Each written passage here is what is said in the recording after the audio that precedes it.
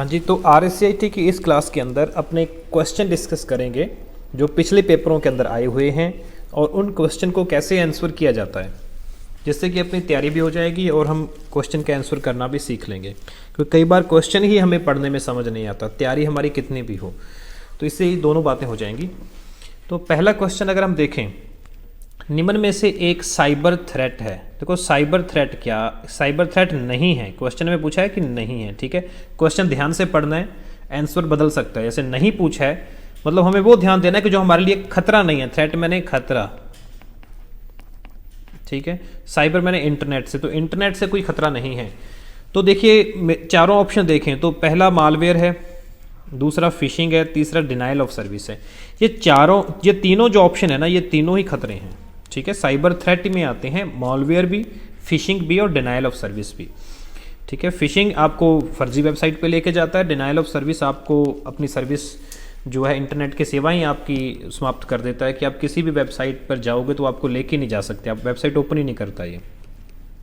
Rajasthan SSO जो है ये हमारा राइट आंसर बनेगा, क्योंकि तीनों तो हैं।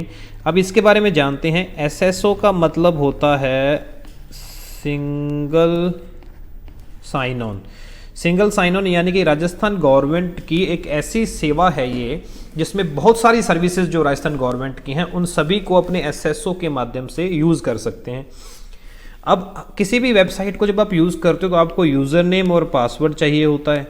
तो राजस्थान गवर्नमेंट ने क्या किया, एक ही यूज़र नेम पासवर्ड आपको दे दिया, जिसे अपने बोलते हैं SSO ID, ठीक है। तो इसी से ही आप राजस्थान गवर्नमेंट की बहुत सारी सेवाएं हैं जिनको आप यूज़ कर सकते हो। जैसे आप गवर्नमेंट के जो ऑनलाइन फॉर्म आते हैं वो भी भरते हो, ई मित्रा की सेवा हो गई, स्कॉलरशिप के फॉर्म भरने हैं उसकी सेवाएं हो गई, और भी बहुत सारे हैं, ITI में एडमिशन के लिए, कॉलेज के एडमिशन के लिए, तो सबके लिए अपने को SSO ID चाहिए होती है। तो ये तो हमारे लिए अच्छी सर्विस है, तो ये हमारे लिए खतरा नहीं है, तो डी इसका राइट आंसर है। नेक्स्ट क्वेश्चन देखते हैं, LCD प्रोजेक्टर। देखो प्रोजेक्टर जो है, पहले तो LCD प्रोजेक्टर ये क्या है, एक प्रकार का आउटपुट डिवाइस है। आउटपुट डिवाइस है को PC से जोड़ा जा सकता है कि हमें आउटपुट लेने के लिए इसको PC से जोड़ना है, तो कैसे कनेक्ट कर सकते हैं। आउटपुट डिवाइस है मतलब कुछ VGA फोटो से रिलेटेड है, तो VGA कनेक्शन से भी कर सकते हैं, और नया जो कनेक्शन बनता है वो HDMI बनता है, दोनों से ही कर सकते हैं।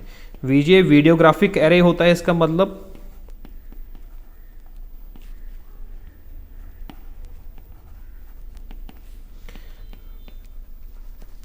और HDMI का मतलब होता है हाई डेफिनेशन। इसकी फुल फॉर्म पूछी जा सकती है, बहुत इंपॉर्टेंट है। High definition multimedia interface, high definition multimedia interface, ठीक है। तो यानी कि इसका आंसर आएगा दोनों ही, C, कि HDMI से भी कनेक्ट कर सकते हो, VGA से भी कनेक्ट कर सकते हो। HDMI से डिजिटल सिग्नल ट्रांसफर होंगे और प्लस में ऑडियो भी जाएगा, ठीक है, दोनों तरह के होंगे, लेकिन VGA से ऑडियो ट्रांसफ़र नहीं होता, एक ओनली वीडियो ट्रांसफ़र होता है। तो ये आंसर हो गया। नेक्स्ट, मेलिंग शिष्टाचार से आप क्या समझते हैं। देखिए मेलिंग का मतलब आप ईमेल भेजते हो जब इंटरनेट या कंप्यूटर के माध्यम से, तो उसको भेजने के भी एक शिष्टाचार होता है कि आपको क्या किन किन बातों का ध्यान रखना चाहिए, किन किन का नहीं ध्यान रखना चाहिए, ठीक है। तो भेजने से इसमें ऑप्शन देखते हैं। पहला ऑप्शन आ रहा है कि फॉरवर्ड करने से पहले प्रामाणिकता की जाँच करें। फॉरवर्ड, देखो कोई भी आप जैसे व्हाट्सएप पे ऐसा होता है कि कोई भी मैसेज आ गया, ठीक है, कोई भी मैसेज आ गया, चलो तुरंत उसको आगे भेज दो, ठीक है। अब उसमें आपने ध्यान नहीं रखा कि ये मैसेज फेक भी हो सकता है, किसी ने झूठी खबर फैलाई हो, ठीक है, तो इसलिए इसकी प्रामाणिकता की जांच करना आवश्यकता होता है फॉरवर्ड करने से पहले। तो ये तो ऑप्शन सही है, बिल्कुल भी इसका ध्यान रखना चाहिए, ठीक है। B है ऑल कैप्स का उपयोग करें। देखो ऑल कैप्स का मतलब है बिल्कुल कैपिटल में लिखना, जैसे मैं लिख रहा हूँ, जैसे डियर सर या मैडम, तो अब हम सभी कैपिटल अक्षर में लिख रहे हैं, तो ये सही तरीका नहीं होता भाई। कैपिटल अक्षर का मतलब है कि आप किसी को जोर दे के बोल रहे हो, लेकिन ये नहीं होता। तो कभी भी आप लिखोगे कैपिटल में नहीं लिखेंगे ईमेल्स। रिप्लाई टू ऑल, देखो कई बार क्या होता है कि आपको कोई मेल आती है, ठीक है, आपने किसी ने आपको मेल भेजी, वो आपके साथ साथ अगर उसने भेजने वाले ने 50-100 लोगों को और भी मेल भेजी है ना, तो उसकी जानकारी भी आपको साथ आ जाती है कि ये जो मेल है इतने लोगों को गई है। अब आप उसका आपने रिप्लाई करना है, ठीक है। जब आप रिप्लाई करोगे तो वहाँ पे दो ऑप्शन होंगे, एक रिप्लाई और रिप्लाई टू ऑल, इसका ध्यान रखना होता है कि अगर आप रिप्लाई टू ऑल कर देते हो तो जो आपने उस मेल का जवाब दिया है वो बाकी जो 50-100 लोग हैं उनको भी चला जाता है, लेकिन हमें तो केवल उसी को रिप्लाई करना होता है जिसने मेल भेजी है। ठीक है, तो ये पॉइंट गलत है, ये भी गलत है, ऐसा ये शिष्टाचार की बातें नहीं हैं। अब एक ही ईमेल में बहुत सारे विषयों पे चर्चा करना ये भी नहीं हो सकता। देखिए, किसी को आप ईमेल भेजते हो तो वहाँ पे एक सब्जेक्ट का ऑप्शन होता है जब आप ईमेल कंपोज करते हो, तो यानी कि ये किस विषय से संबंधित है, और अगर आपने वो सब्जेक्ट दो ऊपर भर दिया है तो नीचे जो बॉडी पार्ट में जो चर्चा होगी वो इसी विषय से रिलेटेड होगी। अगर आप किसी और विषय के बारे में चर्चा करना चाहते हो तो आपको एक नई मेल करनी होगी नए सब्जेक्ट के साथ। ठीक है, तो ये एक शिष्टाचार की बात आती है। तो ए ही इसका राइट आंसर आएगा कि आपको फॉरवर्ड करने पहले प्रमाणिकता की जांच करेंगे हम। नेक्स्ट आता है, यह सॉफ्टवेयर साइबर थ्रेट से बचा सकता है। अब ऐसा कौन सा सॉफ्टवेयर है जो हमें साइबर थ्रेट से बचा सकता है? देखिए, साइबर थ्रेट जो इंटरनेट पे खतरे होते हैं, ठीक है, और हर बार तो हमें पता चलता नहीं खुद को कि ये हमारे लिए नुकसानदायक है कि नहीं है, या इससे हमें कुछ, हमारे कंप्यूटर को कुछ हो सकता है कि नहीं हो सकता है। तो फिर हम खास सॉफ्टवेयर इसके लिए यूज़ करते हैं जो हमें इन खतरों से बचाता है। खतरे जो क्या होते हैं उसको अपने वायरस ही तो बोलते हैं। तो एंटीवायरस सॉफ्टवेयर ऐसा होता है जो इनसे हमें बचाता है। ठीक है, तो ये राइट आंसर है। हाँ, बाकी जो है वो बाकी सारे खुद एक खतरे हैं, ट्रोजन हॉर्स हैं, ठीक है, स्पाईवेयर होगा, मॉलवेयर होगा, ये सारे वायरस के प्रकार हैं। ठीक है, तो 6th का आंसर आ गया, साइबर थ्रेट से कौन बचाता है? Antivirus software. नेक्स्ट देखिए भाई, ऐसा कौन सा फीचर है जो माइक्रोसॉफ्ट पावर पॉइंट स्लाइड की बैकग्राउंड सेट करने में काम में आता है? क्या आप कोई भी स्लाइड है अब उसका बैकग्राउंड सेट कर सकते हो? जैसे ये जो आपको क्वेश्चन नज़र आ रहे हैं ये पावर पॉइंट में ही नज़र आ रहे हैं, तो इसके पीछे कोई बैकग्राउंड कलर देना हो या कुछ भी देना हो, उससे आप क्या कर सकते हो? तो देखो, हाइपरलिंक इन्होंने एक ऑप्शन बोला है। देखो, हाइपरलिंक जो होता है ये तो लिंक बनाने के काम आता है, इसका बैकग्राउंड से कोई लेना देना नहीं है। ठीक है, तो ये ऑप्शन तो नहीं हो सकता। बी आ रहा है थंबनेल।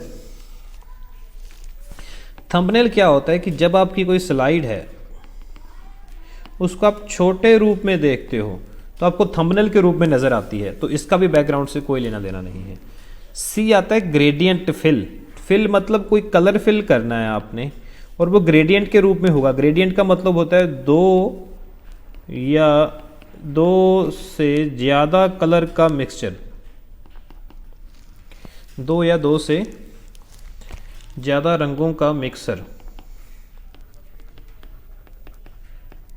ठीक है, तो ग्रेडियंट फिल हो सकता है। चार्ट फाइल, चार्ट से क्या होगा? बैकग्राउंड थोड़ी चार्ट से हम सेट करेंगे, तो इसका राइट आंसर सी आएगा, ग्रेडियंट फिल। ठीक है, ये कई तरह के फिल हो सकते हैं। आप सिंपल प्लेन कलर भी फिल कर सकते हो जिसको अपने सॉलिड फिल कहते हैं। फिर बैकग्राउंड में इमेज भी लगा सकते हो।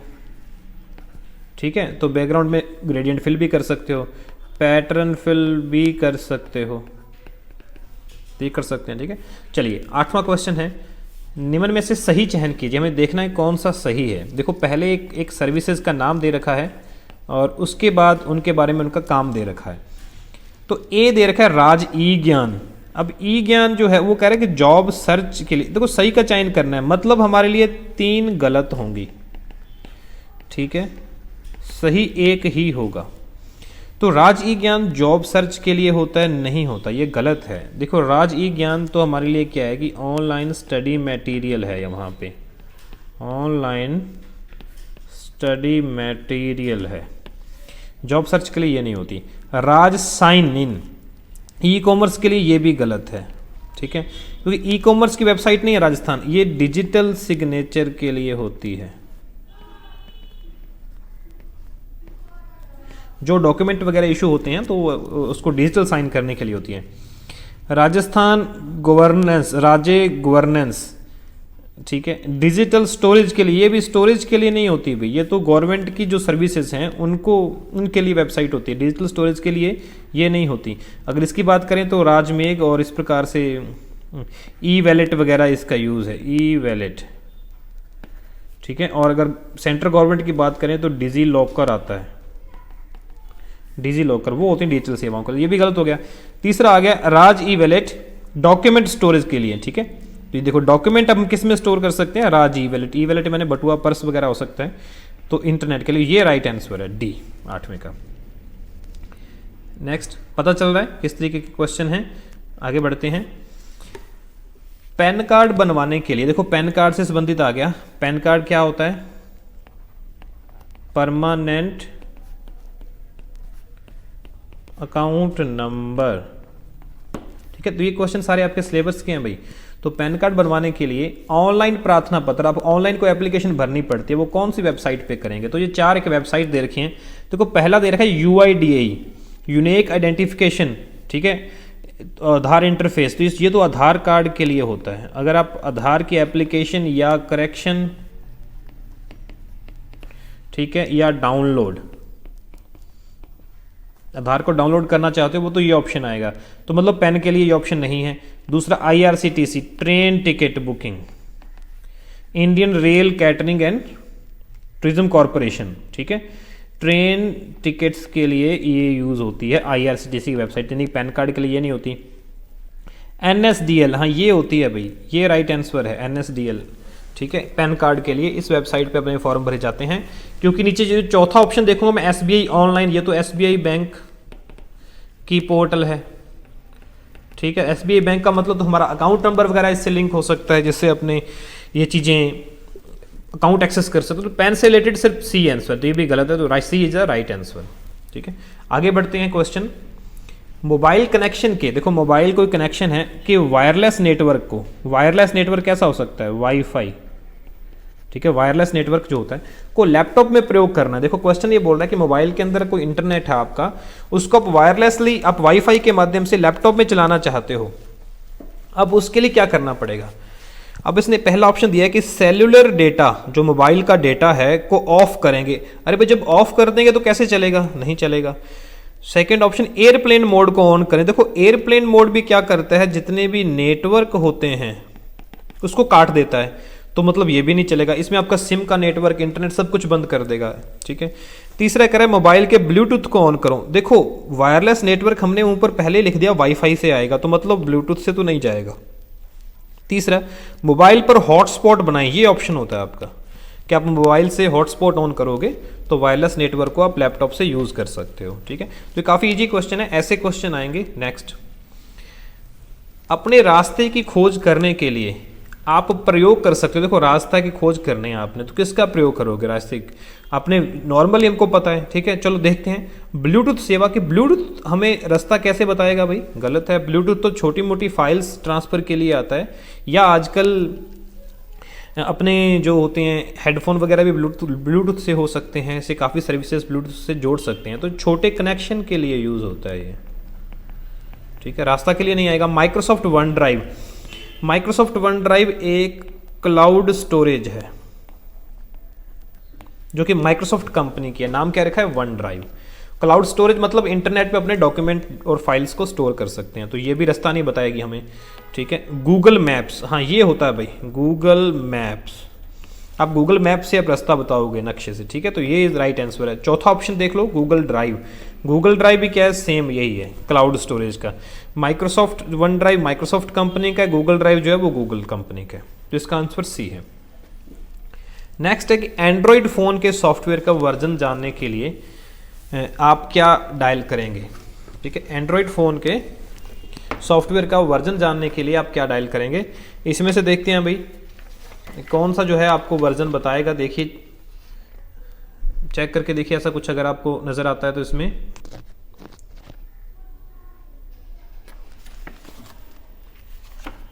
क्या हो सकता है इसका आंसर?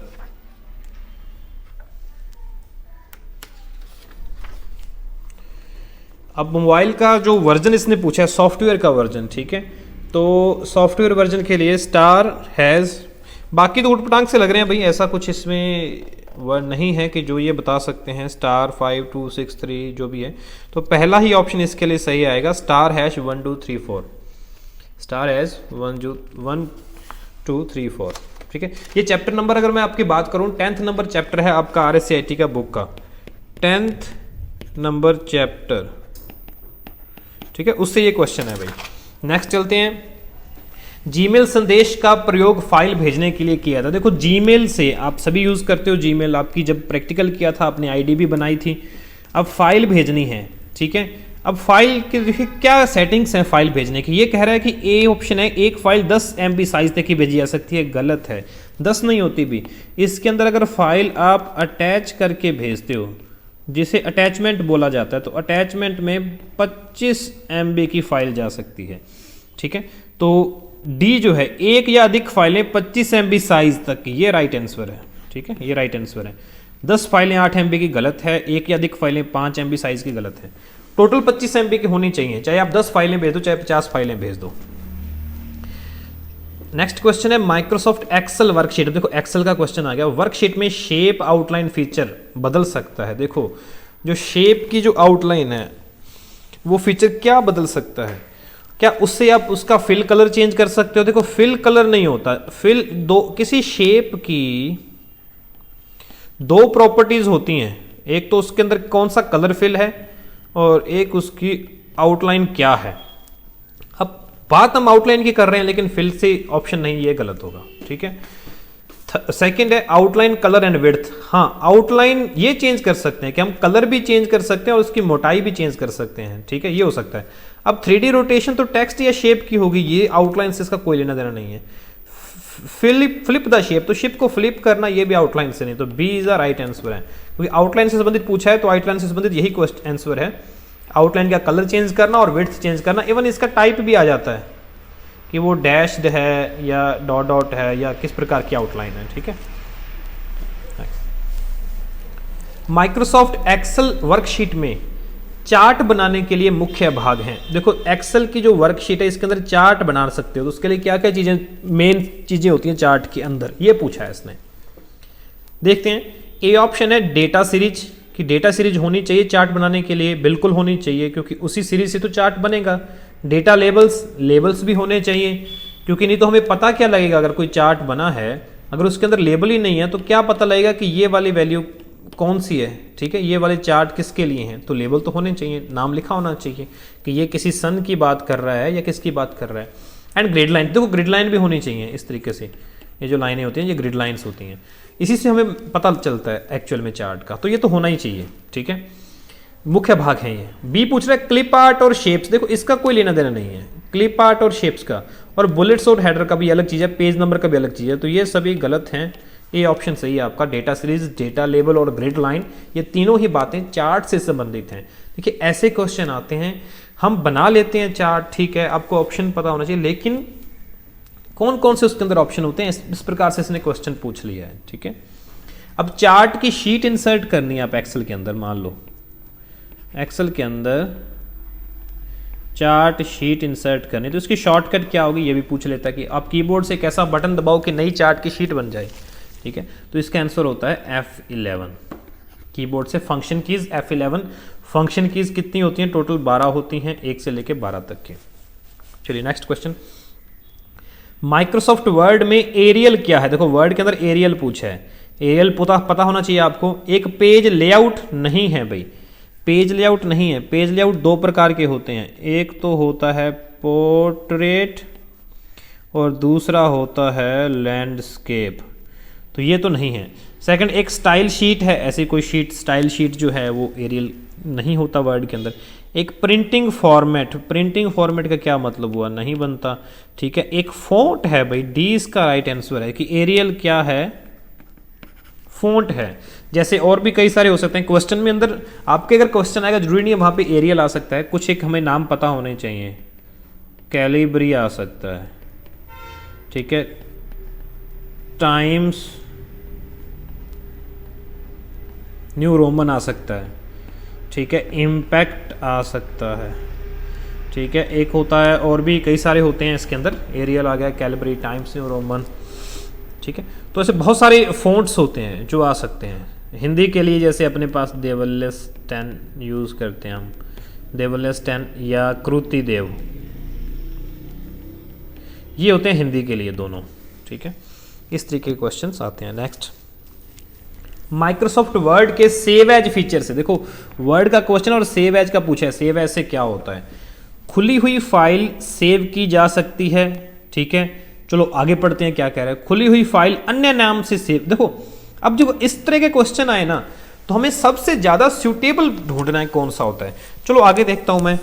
खुली हुई फाइल डिलीट की जा सकती है, डिलीट तो सेव ऐसे नहीं होती, काट दो।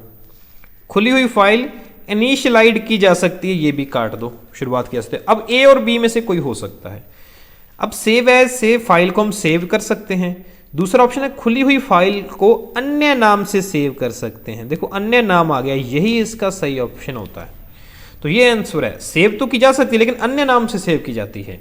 अगर हम उसी नाम से के अंदर सेव करना चाहते हैं तो हम सिंपल सेव कमांड का यूज करेंगे। अब यहाँ पे अगर इसके बारे में क्वेश्चन आया तो एक क्वेश्चन मैं और पूछ लेता हूँ। ये जो सेव एज होता है इसकी शॉर्टकट कीज क्या होती है? वर्ड के अंदर शॉर्टकट कीज क्या होती है सेव एज की? जी फंक्शन कीज में होती है, ठीक है। फंक्शन कीज में क्या होती है? F12 इसकी शॉर्टकट कीज होती है, बहुत बार पेपर के अंदर आया हुआ है। चलिए नेक्स्ट पूछते हैं, सिक्योर सील क्या है? जैसे वही हमने पहले भी डिस्कस करके गए हैं साइबर थ्रेट के मामले में, तो उसी तरीके से उनको बचने के कई सारे तरीके होते हैं कि हम अपने कैसे बचें। देखो सिक्योर सील, जब किसी वेबसाइट के अंदर हम अपनी इंफॉर्मेशन दर्ज करते हैं, अपने फॉर्म वहाँ पे होता है, तो हम अपनी इंफॉर्मेशन वगैरह उसके अंदर फिल करते हैं, तो बहुत सारी कंपनीज क्या करती हैं वहाँ पे एक सिक्योर कील लगा के रखती हैं, सिक्योर, जिससे हमें ये पता लग जाता है कि भाई ये जो साइट है ये सेफ है, ठीक है, इस पर आप अपना काम कर सकते हैं। देखो आंसर पूछ रहा है एक फिशिंग सॉफ्टवेयर नहीं है भाई, गलत है। एक मॉलवेयर है नहीं है भाई, ये तो इसको बचाने के लिए दोनों नहीं। एक ट्रोजन हॉर्स नहीं है, ये तीनों ही तो क्या है वायरस के और साइबर थ्रेट के प्रकार हैं। लेकिन चौथा ऑप्शन इसका सही है, एक वेबसाइट की वैधता का प्रमाणीकरण सॉफ्टवेयर है कि हाँ वेबसाइट वैध है या अवैध है। तो अगर सिक्योर स्किल लगी हुई है तो मतलब वो ओरिजिनल वेबसाइट है, उस पर आप काम कर सकते हो, उससे आपको कोई खतरा नहीं है। नेक्स्ट, अब माइक्रोसॉफ्ट विंडोज 10 में देखो, विंडोज 10 ऑपरेटिंग सिस्टम होता है। विंडोज 10 क्या है हमारे पास? ओएस, इसे ऑपरेटिंग सिस्टम बोलते हैं। में सिस्टम रिस्टोर पॉइंट क्या है? देखिए सिस्टम रिस्टोर, सिस्टम मैंने कंप्यूटर की बात कर रहा है, वो रिस्टोर मतलब दोबारा फाइलों को लेके आना। तो इसका मतलब क्या है? देखो आगे पढ़ते हैं। सभी फाइलों को सिस्टम से हटाता है, गलत है, ये हटाता नहीं है भाई, ये नेगेटिव वर्ड आ गया, ठीक है। यहाँ पे रिस्टोर आया, रिस्टोर में तो वापस लाना होता है, तो हटाना गलत है। सभी फाइलों को सिस्टम में पुनः स्थापित करता है, हाँ ये हो सकता है भाई, सभी फाइलों में पुनः स्थापित हो सकता है। नेक्स्ट पढ़ते हैं। सिस्टम को शट डाउन करता है, गलत है, शट डाउन नहीं करता। सिस्टम का टेस्ट करता नहीं भाई, यही सही है, बी सही है। सभी फाइलों को पुनः स्थापित का मतलब तो रिस्टोर होता है, ठीक है, बी आंसर है। इस तरीके से अपने आंसर कर सकते हैं। आगे क्वेश्चन है AEPS, ठीक है। AEPS क्या दर्शाता है? देखो ये जो क्वेश्चन है इससे अपने पेमेंट बैंक अकाउंट से ट्रांसफर करना या पैसे निकलवाना, इनके माध्यम से हो सकता है। अभी इसका मतलब क्या होता है? सी इसका राइट आंसर है। आधार, ए से अनेबल्ड, ई से, पी से पेमेंट और सिस्टम, आधार अनेबल्ड पेमेंट सिस्टम AEPS, ठीक है। तो ये ध्यान रखना है, ऐसे क्वेश्चन आते हैं। आधार अनेबल्ड पेमेंट सिस्टम, तो अपना आधार कार्ड जब हम बताते हैं सिर्फ और हमारी फिंगर्स लगती है और पेमेंट हम विदड्रॉ कर सकते हैं, इस तरीके का। नेक्स्ट, अब निम्न में से कौन सी डिस्क के बारे में पूछा है भाई? कई बार मिटाकर लिखने में काम में आती है, कई बार, यानी कि हम उसको मिटा भी सकते हैं, ठीक है, और फिर लिख भी सकते हैं। मिटाना मतलब इरेज करना, राइट करना, लिखना इसके अंदर, ठीक है। चलो CDR, आर का मतलब है राइट, रीड होता है, सॉरी, आर का मतलब है रीड, मतलब इससे तो नहीं कर सकते, तो CDR तो केवल पढ़ सकते हैं, ठीक है। अब फिर CDR एंड DVDRS, ऐसा कोई मतलब नहीं है, गलत है, ये भी सिर्फ रीड कर सकते हैं। जहां पे W होगा, W का मतलब यहां पे राइट होगा, तो हमने क्या लिखा? मिटाकर लिखने के काम में आता है, तो मतलब RW मतलब री राइट, RW री राइट, तो उसके अंदर C ऑप्शन आएगा भाई। सिंपल R का मतलब तो ओनली रीड होता है, ये तो है ही नहीं मतलब, ठीक है, तो C ऑप्शन, RW लिखा होगा जब भी, री राइट, ठीक है। नेक्स्ट, निम्न में से कौन सा कार्य स्निपिंग टूल से नहीं कर सकते? देखो एक स्निपिंग टूल है ऐसा, ये विंडोज 10 का पार्ट है, एक छोटा सा सॉफ्टवेयर है। अब इससे मैं कौन सा कार्य नहीं कर सकता? चलो ऑप्शन देखते हैं क्या कह रहे हैं कि ऑब्जेक्ट के, ये नहीं पूछा, नहीं कर सकता। ऑब्जेक्ट के चारों तरफ आयताकार आकृति बनाना, वो कह रहा है कि ऑब्जेक्ट के चारों ओर एक आप आयताकार आकृति बना सकते हो, कोई भी ऑब्जेक्ट है अगर आप। नेक्स्ट पढ़ते हैं, चलो इसको एक बार देखते हैं। पूरी स्क्रीन को कैप्चर करना, ये तो मैं कर सकता हूँ। स्निपिंग टूल का मतलब क्या होता है? स्क्रीन शॉट लेना। अगर आपके स्क्रीन के ऊपर जो भी डॉक्यूमेंट, जो भी चीज़ प्रदर्शित हो रही है, सॉफ्टवेयर वगैरह कुछ भी, तो उसकी एक स्क्रीनशॉट ले लेता है ये स्निपिंग टूल, इसके काम में आता है। अब बी तो सही है, पूरी स्क्रीन को कैप्चर करना। फिर सी, ईमेल अटैचमेंट को डिलीट करना। वो कह रहा है कि ईमेल अटैचमेंट को डिलीट कर सकते हो? नहीं कर सकते हम ईमेल अटैचमेंट को, इसका कोई मतलब ही नहीं है। स्निपिंग टूल का और ईमेल का आपस में कोई कनेक्शन नहीं है। ये सभी तो हो नहीं सकते। देखो कुछ सब नहीं कर सकते, मतलब बी तो मैं कर सकता हूँ, इसका मतलब ए इसका राइट आंसर है। कौन सा आंसर है? राइट। की ऑब्जेक्ट के चारों तरफ आयताकार आकृति नहीं बना सकता।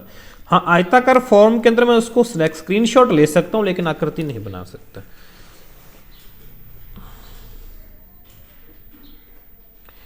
एक मिनट, इसको क्वेश्चन को थोड़ा सा ध्यान से देखें भाई, दोबारा थोड़ा सा देखें, एक मिनट। कौन सा कार्य स्निपिंग टूल से नहीं कर सकते? देखो चारों तरफ आयताकार आकृति बनाना, पूरी स्क्रीन को कैप्चर करना, ईमेल अटैचमेंट को डिलीट करना, ये गलत है भाई। इसके अंदर सी आंसर आएगा। सॉरी, ईमेल अटैच को जो हमने पहले ही कह दिया कि ईमेल से इसके साथ नहीं आएगा, ये ऑप्शन आएगा। डी नहीं आएगा क्योंकि पूरी स्क्रीन को ये कैप्चर करता है, इसलिए ये सभी नहीं हो सकता।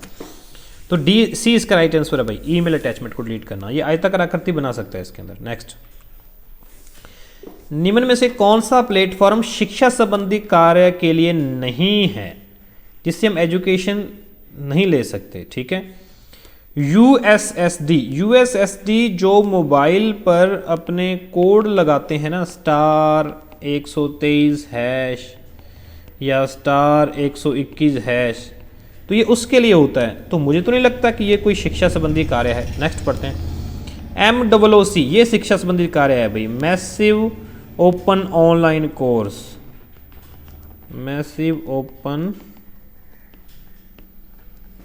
Online courses.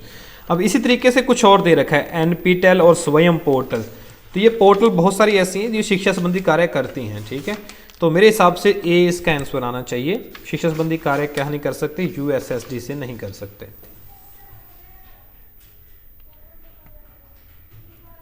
ठीक है, पता चल रहा है किस तरीके के क्वेश्चंस पेपर के अंदर आते हैं और हमें कैसे इनसे डील करना है, कैसे इनका हमें आंसर देना है।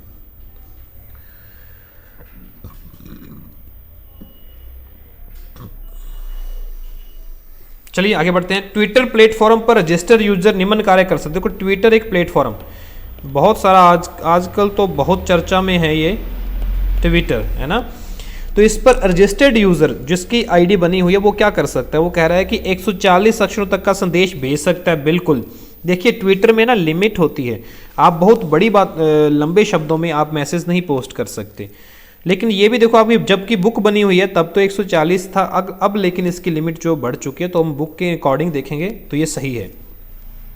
अपने फॉलोअर्स को संदेश रीट्वीट कर सकते हैं। रीट्वीट का मतलब होता है कि किसी ने ट्वीट किया और उसी को आपने आगे फॉरवर्ड कर दिया तो रीट्वीट आता है, तो ये भी सही है। किसी विषय पर हैशटैग बना सकते हैं। हैशटैग भी आपने सुना होगा भैया, तो बहुत चर्चा में आजकल हैशटैग और ट्विटर, तो तीनों कार्य ही किए जा सकते हैं। इसका मतलब सभी इसके आंसर हैं। ट्विटर है, अब ट्विटर की बात की है, ये है क्या? ट्विटर जो है ये सोशल नेटवर्किंग साइट है। ट्विटर क्या है? एक सोशल नेटवर्किंग साइट है, यानी कि जिससे हम समाज के लोगों से जुड़ सकते हैं, इंटरनेट के माध्यम से अपने मैसेज जो है दूसरों तक पहुंचा सकते हैं। अच्छा, जब सोशल नेटवर्किंग की साइट आई, एक ट्विटर आ गया, दूसरी जो है सबसे पॉपुलर, दूसरी कौन सी है भाई? फेसबुक। ठीक है, दूसरी फेसबुक है। ये ऐसा क्वेश्चन आ जाते हैं। अगला देखते हैं अभी क्या क्वेश्चन है। निम्न में से कौन सा मोबाइल ऑपरेटिंग सिस्टम नहीं है? ठीक है, मोबाइल ऑपरेटिंग सिस्टम की बात की है, कौन सा नहीं है? देखिए, आपने मोबाइल जब के बारे में सुना है तो एंड्रॉयड तो आपने सुना ही है, यानी ये तो सबसे ज्यादा पॉपुलर, सबसे पॉपुलर है ये तो। ठीक है, दूसरा गूगल प्ले स्टोर। अब इसने ऑपरेटिंग सिस्टम की बात की है। ठीक है, अब प्ले स्टोर क्या है? ये ऑपरेटिंग सिस्टम नहीं है भाई। ऑपरेटिंग सिस्टम तो एंड्रॉयड है, प्ले स्टोर तो से तो आप गेम्स, ठीक है, एप्स और थीम्स वगैरह इंस्टॉल कर सकते हो अपने फ़ोन के अंदर। तो प्ले स्टोर तो एंड्रॉयड के ऊपर कार्य करता है, तो मतलब ये ऑपरेटिंग सिस्टम नहीं है। विंडोज़ फ़ोन अब विंडोज़ पर ऑपरेटिंग सिस्टम है, ठीक है। एप्पल iOS जो कि एप्पल के आईफोन्स आते हैं, आईफोन्स में एंड्रॉयड नहीं होता, ठीक है, आईफोन्स में iOS होता है। तो ये भी एक आंसर है। तो आपका राइट आंसर जो बनेगा बी बनेगा, गूगल प्ले स्टोर, ठीक है। क्योंकि क्वेश्चन में यही पूछा है कौन सा ऑपरेटिंग सिस्टम नहीं है।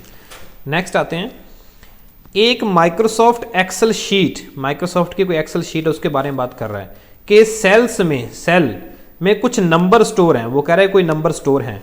अब उन सेल्स की संख्या जिसमें 40 से ज्यादा नंबर हैं जानने के लिए कौन सा फंक्शन प्रयोग में लाना होगा। देखो वो कह रहा है कि एक्सेल के सेल के अंदर आपने कोई नंबर भर रखे हैं, लेकिन हमें काउंट करने हैं वो सेल, कौन से सेल जिसमें 40 से ज्यादा नंबर हैं। अब देखो यहां पे कंडीशन आ गई कि हमें सारे सेल काउंट नहीं करने, ठीक है, हमें सिर्फ क्या है कंडीशन 40 से ऊपर वाली। तो कंडीशन क्या होता है, इफ। अब देखो इसके अंदर इफ कहां पे है, और जानने के लिए मतलब काउंट करना है तो डी के अंदर ये ऑप्शन बनता है काउंट इफ, काउंट और साथ में इफ लगा हो, तो ये राइट आंसर है। अगर मैं सारे सेल ढूंढना चाहता जिसके अंदर कोई ना कोई भी डेटा लिखा हुआ है, चाहे 10 20 30 50 कोई भी कुछ भी भरा हुआ है, फिर तो काउंट ऑप्शन आता, ठीक है। और लेंथ उसकी एक सेल के अंदर अगर कुछ ने आपने किसी का नाम लिख रखा है तो वो नाम कितने अक्षरों का है, तो ये लेंथ फंक्शन को में आता है, ठीक है। वी लुकअप करने के लिए आता है ऑप्शन को। अब डी इसका राइट आंसर है काउंट इफ, ठीक है। नेक्स्ट थोड़े से क्वेश्चन रह गए हैं तो फिर अपने से खत्म करते हैं। माइक्रोसॉफ्ट एक्सेल में नया चार्ट बनाने के लिए स्टेप क्या होंगे। अब एक्सेल के अंदर अगर प्रैक्टिकल आपने किया हुआ है तो फिर आपको पता है कि नया चार्ट क्या स्टेप से बना सकते हो। देखो कुछ तो ऐसे ना फर्जी से ऑप्शन दे देता है वो, डिलीट डेटा। अब हम नया चार्ट बनाना चाहते हैं तो डिलीट डेटा का क्या मतलब भाई, गलत है इसको। इंसर्ट चार्ट के अंदर शो, देखो इंसर्ट चार्ट तो मान ली बात, लेकिन ये शो का क्या मतलब हुआ, गलत बात। फिर वो ऑप्शन कह रहा है कि पहले डेटा को सिलेक्ट करो। हाँ जी, देखो एक्सेल के अंदर क्या करना होता है, जो आपने एक टेबल बनाई है, ठीक है, अब इस टेबल इसको पहले सिलेक्ट करना होता है अगर आप चार्ट बनाते हो। फिर आप इंसर्ट टैब पे जाते हो, राइट है यहाँ तक, तो उसके बाद सिलेक्ट चार्ट, फिर अपने चार्ट को सिलेक्ट करते हैं जो हम चार्ट बनाना चाहते हैं। तो सी इज द राइट आंसर। आगे पढ़ने की जरूरत नहीं है लेकिन फिर भी देख लेते हैं। कॉपी डेटा सिलेक्ट शेप गलत है, चार्ट की बात ही नहीं है, तो सी इसका राइट आंसर है, ठीक है, समझ में आ रहा होगा। नेक्स्ट देखते हैं, मात्र एक स्लाइड का माइक्रोसॉफ्ट पावर पॉइंट में एनिमेशन चेक करने के लिए। देखो मैं सारी स्लाइड्स को नहीं चेक करना चाहता, सिर्फ एक स्लाइड जिसके ऊपर कार्य कर रहा हूं उसी को मैं एनिमेशन चेक करना चाहता हूं। अगर मैं सभी स्लाइड को चेक करना चाहता फिर तो हम स्लाइड शो पे क्लिक करते। किस पे क्लिक करते, स्लाइड शो पे, तो दिखा देता, ठीक है। तो इसके लिए कौन सा ऑप्शन आएगा, देखो उसके लिए प्रीव्यू ऑप्शन आएगा, हम उसका प्रीव्यू देखना चाहते हैं, ठीक है। ऑन क्लिक तो एक एक्शन बिहेवियर है कि जब स्लाइड या कोई एनिमेशन कब आएगा, जब आप क्लिक करोगे, ठीक है। स्लाइड शो फुल स्क्रीन सभी का, मात्र एक का नहीं, तो स्लाइड शो सभी का होता है, और सेव तो स्लाइड को सेव करना, तो बी इसका राइट आंसर है, क्योंकि उसने एक का पूछा है, सभी का पूछता फिर स्लाइड शो आता। नेक्स्ट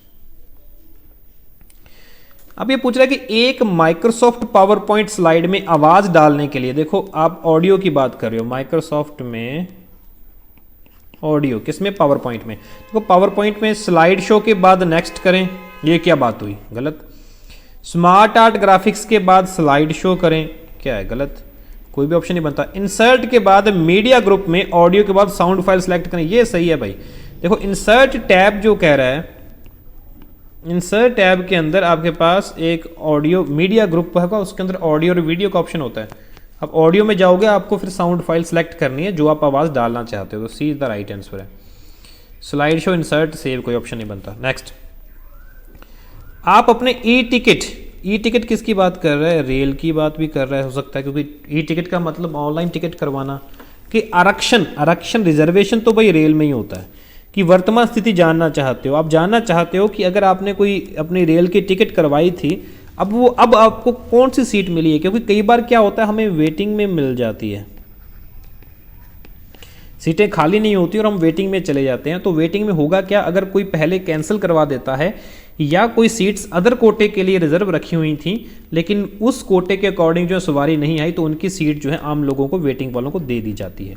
अभी किससे चेक करते हैं, तो भाई ट्रेन नंबर एम अपने नाम से ऐसा ये नहीं होता, ठीक है, स्टेशन एम ट्रेन के नाम से भी नहीं होता। सी है PNR नंबर।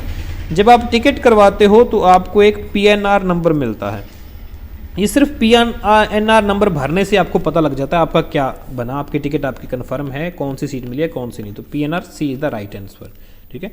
आगे बढ़ते हैं।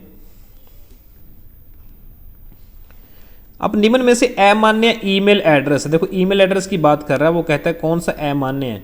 तो हमें ये पता होना चाहिए कि ईमेल एड्रेस में क्या क्या चीज़ें होनी चाहिए। जैसे पहले देखो abcd.def, ये तो ठीक है क्योंकि ये तो यूज़र नेम है।